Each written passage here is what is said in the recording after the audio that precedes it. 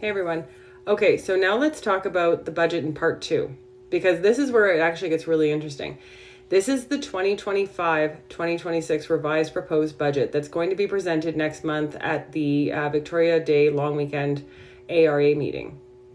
The first number that we need to talk about is the total dues collected. So they collected about 45.3 million, which is less than I estimated in some of my previous videos, but obviously still a very substantial budget. So what's the surplus from this very large budget? Well, it's $2,700. Let me say that again. A $45 million operation budget, and they are running a $2,700 cushion.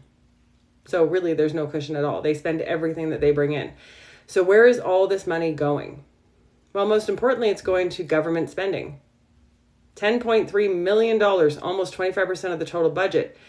Then it says teacher employment services, which is $9.5 million, which means that the ATA spends more on government than it does directly supporting teachers. So let that sink in. The ATA spends more on government than teachers. That means political engagement, public relations, media campaigns, research, and advocacy take precedence over teacher services. This is not classroom support. This is influence and messaging, and should be a category 1 or optional spending in my opinion, but it isn't. So here's another red flag. Discipline and investigations. There was a huge jump in that one category. Representation goes from 133,000 to 320,000. Why?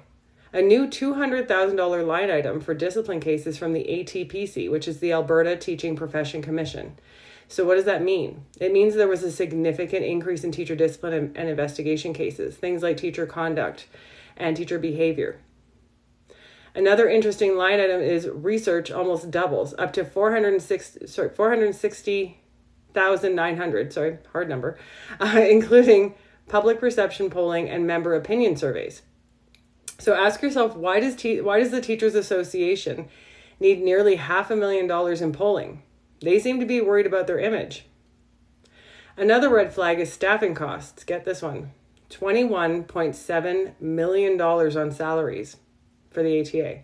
That's 43.6% of the entire budget. And I was told today when I spoke to the gentleman from the ATA that they have somewhere between 120 and 140 staff, 36 to 39 executive members. Those are some big salaries. And we've talked about that before, about other perks that come along with that job as well. So let's do the math. That is an enormous administrative cost. Nearly half of everything teachers pay goes to staffing. And the executive agreement guarantees that there will be at least 36 executive staff at all times. So those numbers, they won't be changing anytime soon. One more red flag, $1 million per year on PR, straight from the budget. So $1 million in public relations campaigns. That's not teaching. That's not in classrooms. That doesn't affect students. It's just messaging and image control. So even with all of this, no surplus, there's no buffer, no financial cushion, because we're paying a little more, right? Teachers are paying extra for the special emergency fund. Political activities are still being funded. They're just sort of finding a workaround and a bunch of loopholes. Spending continues to grow.